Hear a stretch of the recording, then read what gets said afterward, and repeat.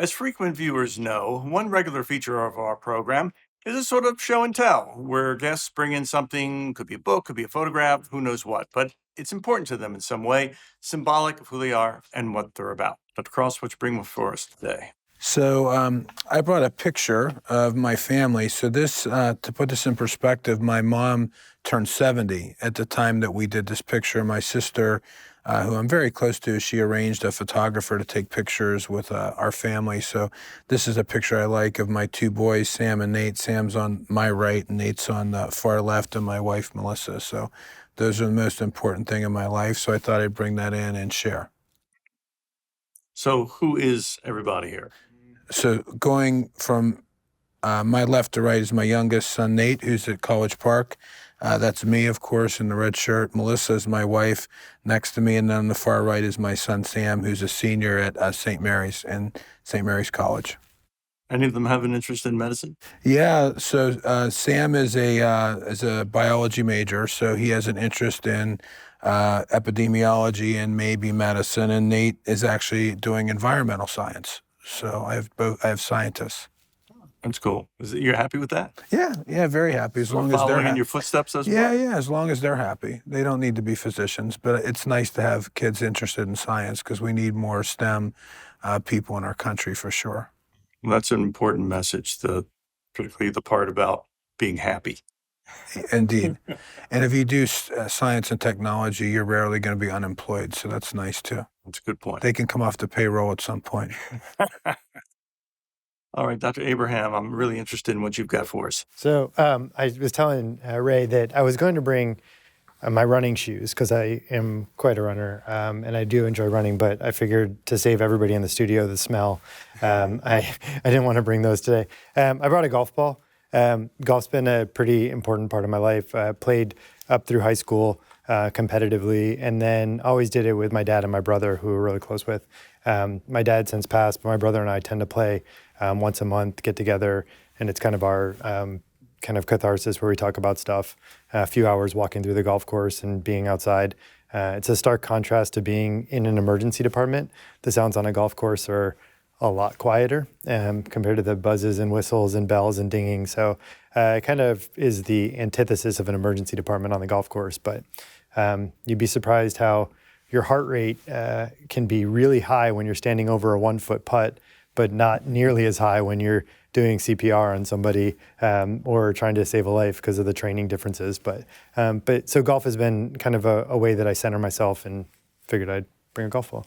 So it's almost a kind of like a meditative sport. It has an opportunity to kind of clear your mind a little bit. Yeah, for sure.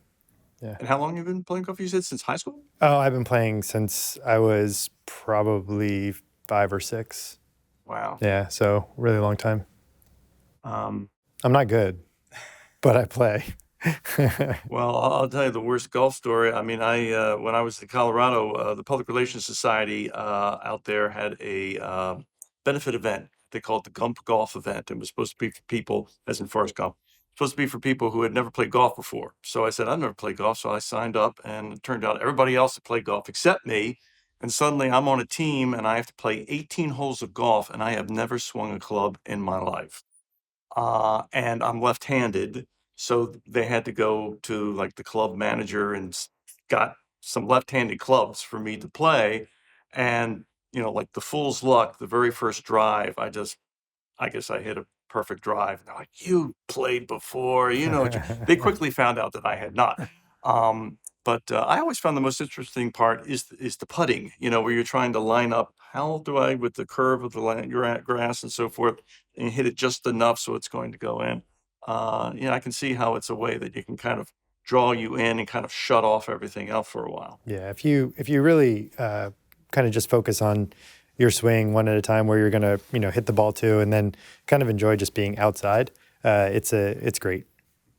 Well, Mike clearly has the right attitude about golf, because we've been on golf courses and seen people that don't have that attitude about golf. Right. Breaking clubs and throwing clubs and other things. So I think Mike's attitude, it's a walk in the woods, is the right way to play golf, for sure. Right. Well, it's certainly very pastoral. I used to live right next to a golf course, and I loved it because I'd go out on the deck and there'd be these rolling hills and so forth and trees and whatnot. It was very restful. So maybe something I'll return to in my I retirement. think it was Mark Twain that called it a great walk spoiled, though. That's for sure. All right, we'll take one more break and be back for our last segment of Medoscopy. Mercy has a special spirit. It's touching Baltimore, Maryland, and it touches me personally because I'm growing as I've completed my 14 years of service here at Mercy. It's a phenomenal place to work. You never find a place like it. It was almost shocking because I was like, everybody can't be this nice. Like, there's got to be something in the water or something because, you know, like sometimes you'll go somewhere and people are nice for a moment and then you see a change or a drop off, but that doesn't change. I love the culture here at Mercy. The culture is very close-knitted, family-oriented, compassion. It might have been cliche to say, but it was love at first sight. I love what Mercy stands for. Just being able to help people.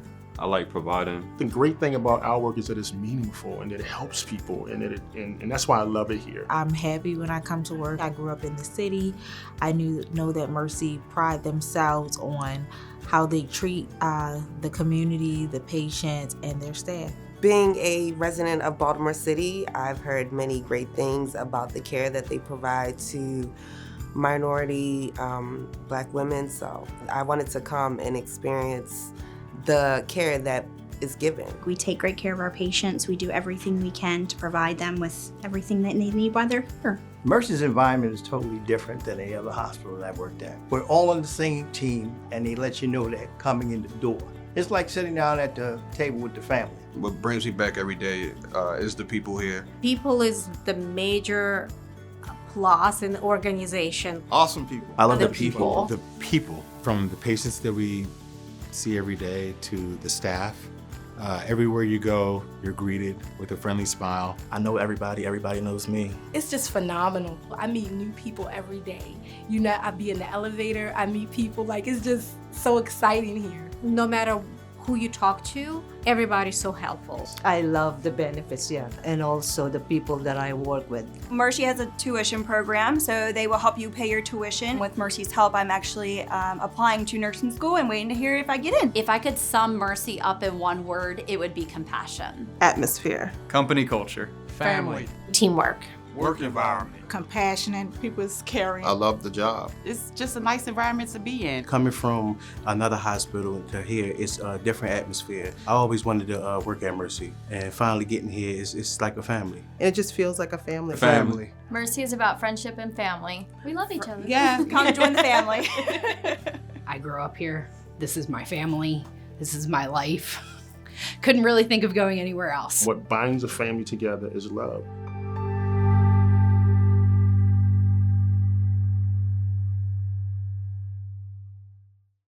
And we're back. So, what's life like for you guys when you're outside of the hospital? Do you feel that you've achieved a good work-home life balance? And if you have, you'll be the first doctors to tell me that you have. Well, I think if you don't have work-life balance, you're not going to last long. So you have to have something outside of work to disconnect you. And so for me, you know, I do exercise. I have a Peloton. I'm not an exerciser like Mike, but I do have a Peloton. I'm trying to dabble in a little bit of pickleball. I love to, cook with my wife, do stuff on my green egg, do things with family, friends, the boys when they're home. So I have a pretty active social life outside of work. For our viewers who may not know, what's a green egg? So a green egg is a ceramic smoker. It's just a version of a ceramic smoker. And if you have not cooked with one, it's really transformative the way your food tastes when you cook with charcoal under fire. It's really awesome. And there's an art to it. It's not simple. So there's a little trial and error. So there's a challenge to using it. So I really like that. So that's a nice fun Sunday, having a beer or two and smoking some meat on the ceramic smoker. Now, Dr. Abraham, I see you got your bachelor's at University of Rochester. Yep. Now, you know our president and CEO, Dr. Main, grew up in Rochester. So, like him, did you ever get to see any Rochester Red Wing games or fan of the Buffalo Bills? Yeah, Dr. Main and I both are graduates of University of Rochester, so the same program. So like I said, I was born up there, and I still have a ton of family up there, and we go up quite frequently. I am not a Buffalo Bills fan. As I said, I moved to Miami when I was young, Dan Marino was pretty famous going, around that time. And so my sports watching years, I started liking the Dolphins. So it was a big rift in my house. My brother and my dad, Bills fans, and my mom and I are Dolphins fans. And so, the Squish the Fish and Buffalo, Miami games became quite intense wrestling matches between my brother and I during the games. So, yeah. Did you see were you also a fan of the University of Miami's Hurricanes program? Yep, that's where I went to medical school. I grew up in Miami when all of those guys were playing there. So all the Hurricanes from the 80s and 90s were the guys that I watched You remember that incessantly. big game between against Nebraska? Was Turner Gill was the Nebraska Cornhusker quarterback, and Bernie Kosar, I think, was Miami. Did you see that game? I did. I didn't get to go to it, but watched it. I went to a lot of games. They had a 58-game home winning streak, which is the longest home winning streak in NCAA history for Division I football. And I was probably at most of those 58 games. So it was a pretty fun stretch. Yeah, I really wasn't much into football, but that was playing on TV, and I started watching it. It was such a back and forth, like who was going to get the football last. And like I said, these two quarterbacks are going to go on and do great things. Turner Gill, I think, wound up going to the Canadian Football League. Yep. So Yeah. it's kind of interesting how people's lives turn out. Dr. Cross, so looked at some of your past here. You got a car in 1992. You met someone in 1997. You bought a house in 2000. You had a child in 2004. And in between, you did some traveling. What's that all about? Oh, I think when my wife and I were talking about having kids, we did a nice long vacation we did 4 nights in London and 4 nights in Paris, and the plan was to have conceive our first. It didn't exactly work out that way, but we had a very nice trip, and we were right. We weren't going to travel back to Europe for quite some time until our boys were older. So yeah, that's pretty much the progression. Car, meet someone, move in, couple years later, married, and then start having kids. So that's pretty good progression. We missed a pet or two in between before the kids, so we did it pretty nice progression. I know you also have some interest in sports, baseball, football, I think are favorites of yours. Now, I assume when we get to November, we have the annual Loyola Dons versus the Calvert Hall Cardinals Turkey Bowl.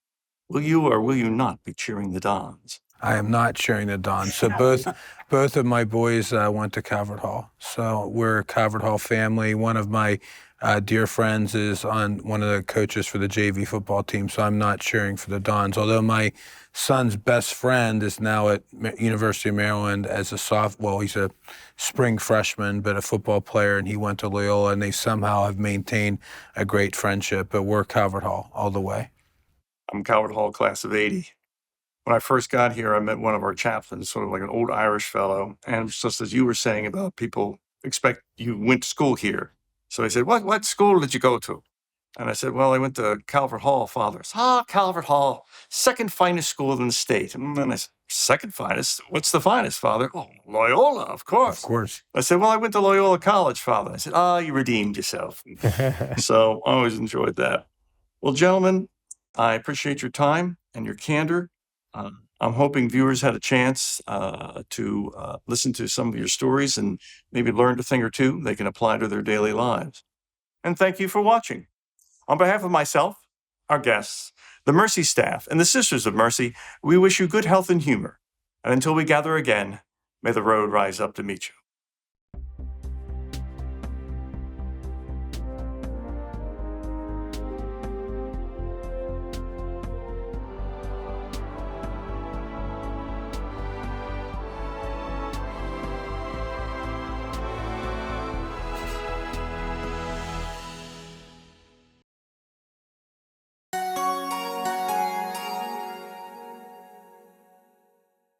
So you stayed through the credits for Wait Doctor, I Forgot to Ask. This is where we briefly discuss the question each physician wishes their patients would ask, but don't, or the most unusual hand on the doorknob question posed by a patient on their way out. Gentlemen, what's those questions or question? You know, I think for women with Crohn's and colitis, one of the things that we don't talk about is intimacy and some difficulties they may be having, particularly pain. And unfortunately, that can be a hand-on doorknob type question, which requires you to sit down and have a conversation and go through that. So I wish that was addressed more often. Sometimes I need to address that more often, but for patients to bring that up a little earlier, because that's one of the things in our life that we take great joy in. And I think there's some things that we can offer to make that better for patients. One of the most interesting things about emergency medicine is you have no idea what's coming your way in any shift or any time. So in the 20 years that I've been doing this, I've had people tell me all sorts of things that you would never expect as your hand was on the door. Some blurt them out right when you walk in the room, some the last thing on the way out. But it's, you walk into an emergency department room, I likely have never met you before. I have about a minute to get you to be fully trusting in me and tell me, whatever is bothering you the most and the most personal secrets you may have in those, 1 minute. And so I've heard way too many stories, so to be able to not make this segment a 3-day show. So, but yeah, the only thing that I want people to know is the more truthful you are and the more honest you are, the earlier in the interaction, the better I can take care of you. Thank you, gentlemen.